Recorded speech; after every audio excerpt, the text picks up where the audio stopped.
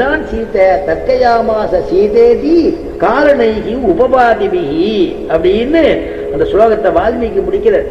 அப்படி சீதையை பார்த்த உடனே கிட்டக்க பேச போறார். பார்த்தா வேத கோஷம் கேட்கறது. ஏன்னா ராவணன் சொல்லும் பொழுது ராவணன் அவன் பிராமண குலத்துல பிறந்தவன் தான், பிரம்ம குலம் தான். அவன் சக்கரவர்த்தி திருமகனான ராமபிரான் கத்திரிய வம்சம். அடிய குருநாதர் சொல்லுவார். அதனாலதான் பிரம்ம குலமா இருக்கிறதுனாலதான் அவன் சாமவேத பாரங்கதன், சாமவேதத்தை அத்தியனம் பண்ணவனா. அப்படியே அவன் ராட்சசராக ஆனான்னா சகோதரன் இடத்துல குபேரன் இடத்துல சொத்தை பிடிக்கிட்டான். அவன்கிட்ட இந்த புஷ்பக விமானம் தான் அது, அவன்கிட்ட இந்த ஐஸ்வர்யங்கள்லாம் பிடிக்கிட்டான். அதனால யாரொத்தன் ஐஸ்வர்யத்தை பிடுங்குறானோ அவனுடையதான செயல்னால அவன் ராட்சசராக ஆயிடுவாளாம்.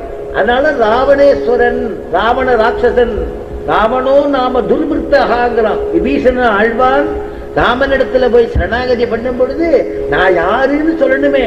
ராமன் இடத்துல சுக்ரீவன் இடத்துல சொல்றான், நான் யாருன்னு சொல்லணும். ராமன் இடத்துல என்ன நான் வந்திருக்கேன், சர்வலோக சரண்யாய ராகவாய மகாத்மனே நிவேதயதமாம் க்ஷிப்ரம் விபீஷணம் உபஸ்திதம். சர்வலோகத்துக்கும் சுக்ரீவா உனக்கு மட்டும் அவன் தெய்வம் இல்லடா, ராமன் லோகத்துக்கே தெய்வம் பா, சர்வலோகத்துக்கும் சரண்யம் பாவம். அதனால சர்வலோக சரண்யாய எப்பேற்பட்டவன் தெரியுமா ராகவன், ராகவாய மகாத்மனே நிவேதயதமாம் க்ஷிப்ரம். க்ஷிப்ரம்னா சீக்கிரம் அர்த்தம். என்னுடைய ஆத்மாவை அவன் இடத்துல நிவேதனம் பண்ணணும். அதனால என்னை பத்தி சொல்லு, நான் யாருன்னு சொல்லும் பொழுது அழுதுட்டே சொல்றானா விபீஷண ஆழ்வான், ராவணோ நாம துர்பிருத்தா, அவன் துர்பிருத்தன், அவன் கொடியவனுடையதான தம்பி, என் பேரு விபீஷணன் பேரு அப்படின்னு சொல்றானோ. அப்படிப்பட்டவன் ஆயிட்டானா. இந்த ராவணன் வரும்பொழுது வேத கோஷம் கேட்கறது. பிராட்டி நடுங்கிறா, தன்னுடைய இதான சேலையெல்லாம் அப்படி ஒடுக்கிக்கிறா, உடம்பெல்லாம் ஒடுக்கிக்கிறா. அவன் கிட்டக்க வந்த உடனே அவன்கிட்ட பேசுறதுக்கு இஷ்டம் இல்லை. அப்பதான் அவன் என்னென்ன மிரட்டணுமோ கேட்கிறான். உன்னுடைய அப்பாவுக்கு வேணாலும் சொத்து கொடுத்துடுற, நீ என்னுடைய ஆசைக்கு இணங்கினாலும் உன்னுடைய அப்பாவுக்கு வேணா சொத்து கொடுத்துடுறேங்கிற. சிரிச்சாலாம் சீதா பிராட்டி. என்னடா நினைச்சிட்டு இருக்க, என்ன பிராட்டி இல்லையா? சுவாமி தேசிகன் சாதிக்கிறார், யஸ்யாம் யஸ்யாம் திசி விகரதே தேவி திருஷ்டி ஸ்வதீயா தஸ்யாம் தஸ்யாமகமகமிகாம் சர்வதே சம்பதோகாகா. யஸ்யாம் யஸ்யாம் திசி விகரதே, பிராட்டி எந்த பக்கம் திரும்பி பார்க்கிறாளோ அங்க ஐஸ்வர்யங்கள் போய் குமியர்தான்.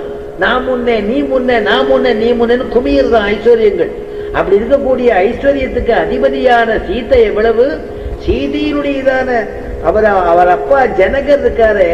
ஜனகர் காலக்ஷேபம் பண்ணும் பொழுது அவருடைய குருநாதர் ஒரு லீல பண்றார். அந்த ஜனக்பூரி அங்க இருக்கக்கூடிய இடமே தீப்பற்றி எரியிற மாதிரி ஒரு லீல பண்றார். எல்லா ரிஷிகளும் ஓடி போயிட்டா. ஒரு வேட்டி வச்சிருக்காளோ, ரெண்டு வேட்டி வச்சிருக்காளோ, என்ன பொட்டியில வச்சிருக்காளோ, பேட போறதுன்னு ஓடி போயிட்டா. ஆனா ஜனகர் அப்படியே உட்கார்ந்து இருந்தாராம். ஏன் ஜனகர் உட்கார்ந்து இருந்தார்? ஜனகர் கேட்கிறார், அந்த ஆச்சாரியன் கேட்கிறார், நீ போலையாப்பா, எல்லாரும் ஓடிட்டாளேன்னு. அந்த சொத்து எரிய போன சொத்து எரியிற சொத்துக்கும் எனக்கு என்ன சம்பந்தம், நீங்க காலக்ஷேபத்தை தொடரலாம்னாராம். அப்படி ஒரு நிஷ்டர், எதையும் லட்சியம் பண்ணாதவர், பணங்காசையை லட்சியம் பண்ணாதவர். அப்படி அவர் ஒரு தியான பரர், அவர் நிஷ்டரா இருக்கக்கூடிய அவருக்கு போய் இவன் பணம் கொடுக்கிறேங்கிறானே அப்படின்னு சீதா பிராட்டி சிரிக்கிறாளாம். அதுதான் சொல்லு, திருணமந்த ரத கிருத்துவா.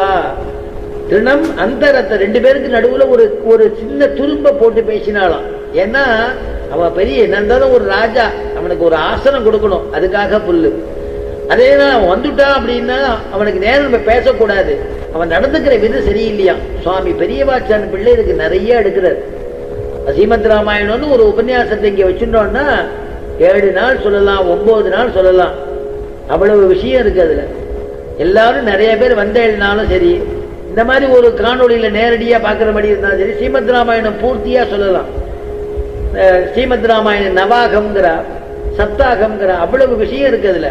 அந்த மாதிரி பெரியவாச்சன் பிள்ளை சொல்லும் பொழுது ஒரு துரும்ப எடுத்து சொல்லும். எதுக்கு துரும்ப எடுத்து போட்டா, எதுக்கு புல்லை இட்டாள்னு கேட்கிறா. அதுக்கு காரணம் என்னன்னா, ஞானஹீனஹா பசுபி சமானஹான்னு எடுக்கிறா. தான் யாருங்கிற ஒரு சீதை யாருங்கிற ஞானம் இல்லாம வேற விதமா நினைக்கிறானே, நீ நினைக்கிறியே, நீ பசுபி